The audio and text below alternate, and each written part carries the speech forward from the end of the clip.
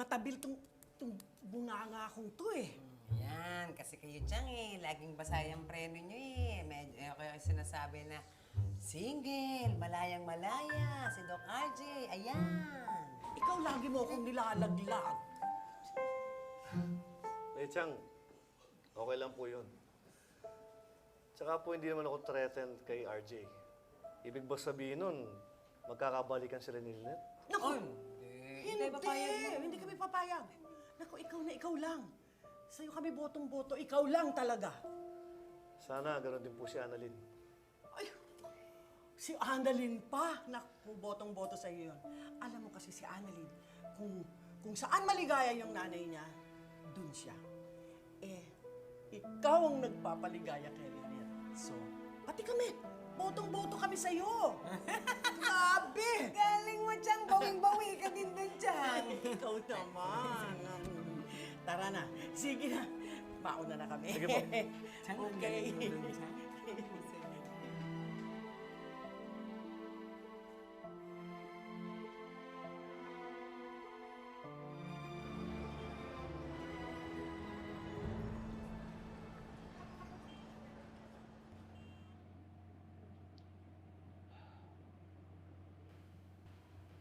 RJ, gabing-gabi na.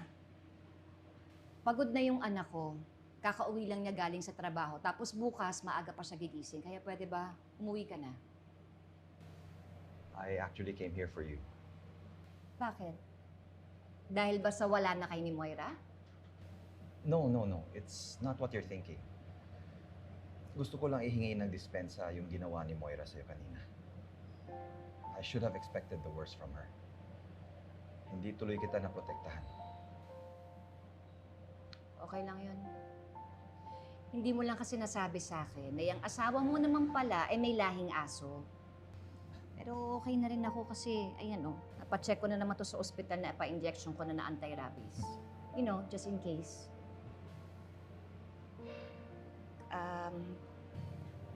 Gusto ko lang din humingi ng sorry dahil nasigawan kita ng isang araw. Pasensya na. Wala yun. Does this mean na okay na tayo ulit?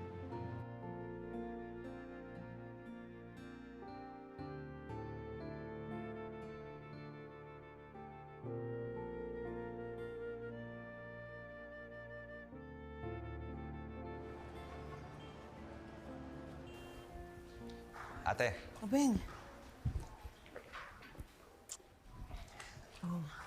Bakit dito pa tayo nagkita? Eh, pwede ka naman pumunta sa bahay. Ay, nako. Ayoko na muna makita yung anak mo. Zoe's staying with you, right? Yes. Bakit? May problema ba kayo ni Zoe? Well, the other day nang tinawagan kita, akala ko ikaw yung kausap ko. Yung pala si Zoe lang yun na nagpanggap na ikaw. Ang sabi pa nga, I'm out of town. Let's talk next time. Something like that. Obeng, your daughter is a liar. Kung hihiwalayan mo si Moira, ilayo mo na rin si Zoe sa nanay niya. Actually, ate, napuno na rin si Zoe sa mami niya. Really? And tungkol dun sa pagsisinungaling niya, she might just have a justifiable reason.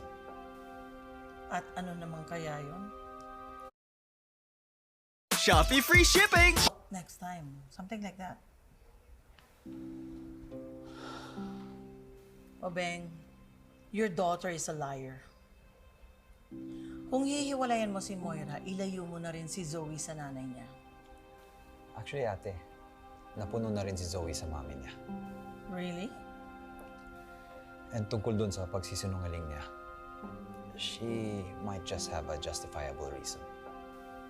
At ano naman kaya yun? Magkasama kasi kami nila Annalyn. And siguro ayaw na madisturbo yung bonding namin kaya sinabi niya na wala ako. Could be. Pero nandun pa rin ako sa meron siyang bad intention. Kaya hindi niya sinabi dahil ayaw niyang masira ang plano niya. But anyway, mabuti na rin at nahiwalayan mo na rin si Moira.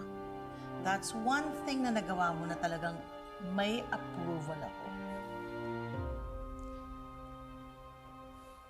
So,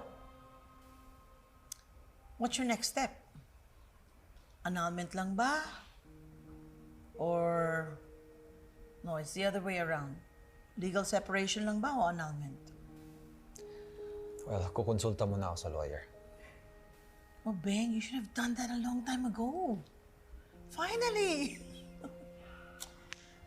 But anyway, tapos na rin yun. So, what about Lynette?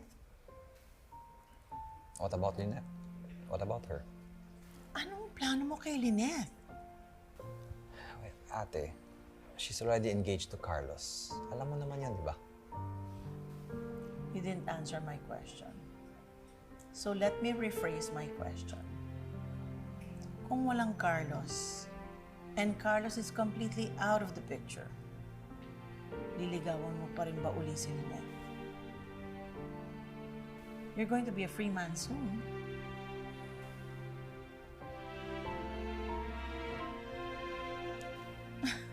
Okay. Even if you didn't answer my question, I already got my answer. But you know what? I like Lynette.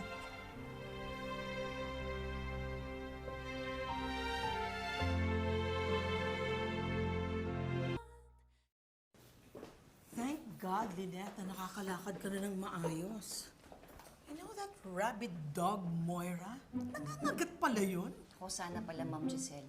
Binigyan ko muna siya ng dog treats, baka sakaling di ako kagatin.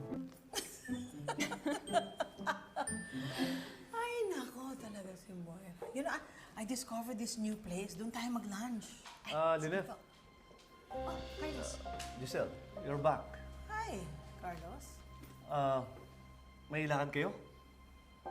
Di ba meron kaming lunch ni Ma'am Giselle? Nasabi ko na yun sa'yo kahapon. Oo.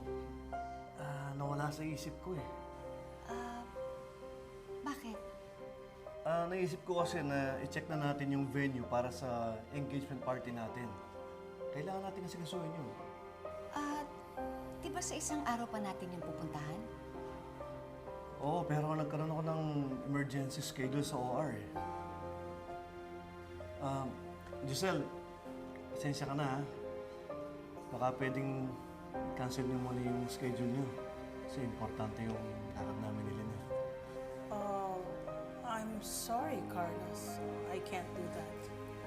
Importante din itong lakad namin ni Lynette. In fact, I even canceled my schedules for Lynette. And it's not her fault kung nagkaroon ka ng emergency. Sorry.